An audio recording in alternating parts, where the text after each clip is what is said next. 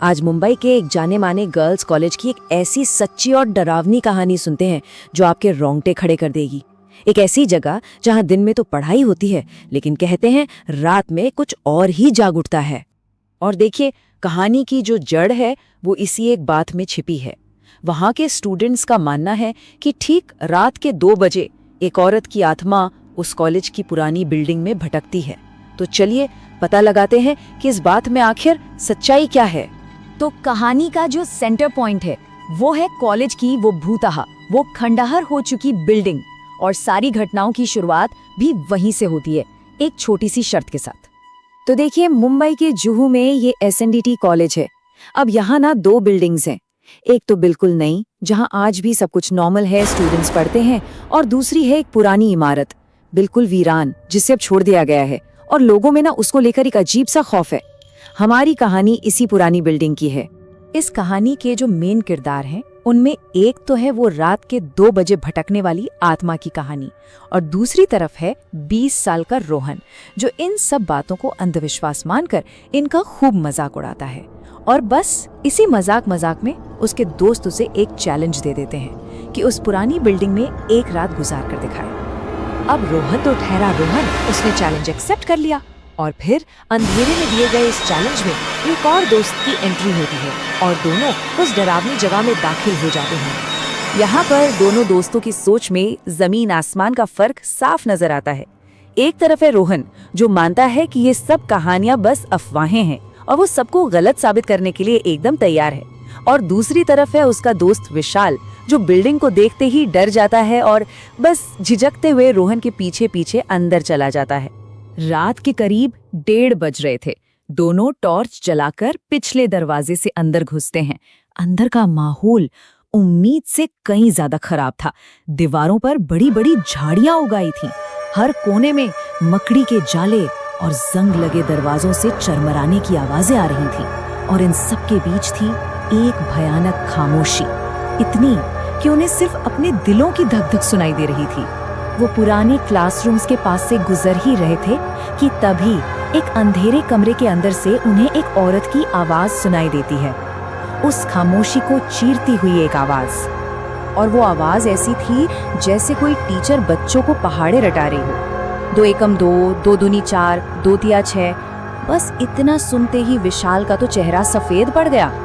लेकिन रोहन, जिसे अब भी इन चीजों पर यकीन नहीं था, उसके दिमाग में सबसे पहला सवाल यही आया कि क्या कोई उनके साथ मजाक कर रहा है। यहाँ से कहानी में टेंशन और भी बढ़ जाती है। दोनों दोस्त उस रहस्यमय आवाज का सोर्स पता लगाने की कोशिश करते हैं और उन्हें ब्लैक बोर्ड का एक ऐसा राज पता चलता है जो उनकी सोच से भी परे था। जैसे ही वो उस क्लासरूम के और पास पहुंचे, आवाज आनी बंद हो गई। लेकिन वहाँ की हवा अचानक इतनी ठंडी हो गई जैसे कोई फ्रीजर का दरवाजा खोल दे। ये बहुत ही अजीब था। रोहन ने हिम्मत करके अंदर झांका। विशाल कांपते हुए उसके पीछे खड़ा था। कमरा बिल्कुल खाली था। लेकिन तभी वो आवाज फिर से आई, इस बार और ज्यादा जोर से और गुस्से में। और इसके ठीक बाद जो हुआ, उसने उनके होश उड़ा दिए। एक जोरदार थप्पड़ की आवाज आई और फिर कई बच्चों के एक साथ रोने की चीखें गूंजने लगी। उन्होंने टॉर्च की रोशनी में कमरे का कोना कोना छान मारा, पर वहां कोई नहीं था। और फिर वो हुआ जो उन्होंने कभी सपने में भी नहीं सोचा था। उन्होंने अपनी आंखों से देखा कि पुराने से ब्लैक बोर्ड पर एक चौक का टुकड़ा अपने आप कुछ लिख रहा है। और उस पर जो शब्द लिखे थे वो थे, मुझे यहाँ मारा गया था और अब मैं अपना बदला लेना चाहती हूँ। ये पढ़ते ही दोनों की तो जैसे रूह ही कांप गई।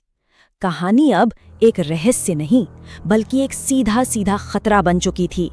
अब कहानी अपने क्लाइमैक्स पर पहुंचती है। उस आत्मा से उनका आमना सामना होता है और रोहन अपने दोस्त को बचाने के लिए एक बेहद हताश कोशिश करता है। वो दोनों इतना डर गए थे कि क्लासरूम से निकलकर सीधा नीचे की तरफ भागे। लेकिन जैसे ही रोहन बिल्डिंग से बाहर निकला, उसने देखा कि विशाल उसके साथ है ही नहीं। तभी उसकी नजर पहली मंजिल की एक खिड़की पर पड़ी, जहां विशाल फंसा हुआ था और रोते रोते खिड़की पीट रहा था। अब रोहन अपने दोस्त को ऐसे तो नहीं छोड़ सकता था। वो हिम्मत जुटाकर वापस अंदर गया और जब वो ऊपर उस क्लासरूम में पहुंचा तो सामने का मंजर बेहद भयानक था। विशाल जमीन पर बैठकर रो रहा था और एक भूतिया टीचर के सामने पहाड़े रट रहा था। उस औरत ने एक काली साड़ी पहनी थी जो पूरी तरह धूल मिट्टी से सनी हुई थी। उसकी स्किन सड़ी हुई सी लग रही थी और उसकी आंखें पूरी तरह सफेद थीं। उसके हाथ में एक डंडा था जिससे वो विशाल को डरा रही थी। रोहन ने डरते डरते विशाल को आवाज दी, लेकिन तभी उस औरत का ध्यान रोहन पर चला गया। उसने अपना भयानक चेहरा रोहन की तरफ घुमाया और एक अजीब पागलों वाली मुस्कान के साथ उसे देखने लगी। फिर वो अपनी कुर्सी से उठी और धीरे धीरे रोहन की तरफ बढ़ने लगी। ये नजारा देखकर रोहन बुरी तरह घबरा गया और जान बचाने के लिए नीचे की ओर भागा, लेकिन बदकिस्मती से सीढ़ियों पर उसका पैर फिसल गया और वो सिर के बल नीचे गिरकर बेहोश हो गया। कहानी का अंत भी उतना ही उलझा हुआ है जितनी की वो रात। तो अब देखते हैं कि उस रात के बाद क्या हुआ और कैसे उस रात के रेस्क्यू की दो बिल्कुल अलग अलग कहानियां सामने आती हैं। कुछ देर बाद जब रोहन की आंख खुली तो उसने खुद को विशाल के फ्लैट पर पाया। वो पूरी तरह से हैरान था। उसे कुछ समझ नहीं आ रहा था कि वो वहां कैसे पहुंचा।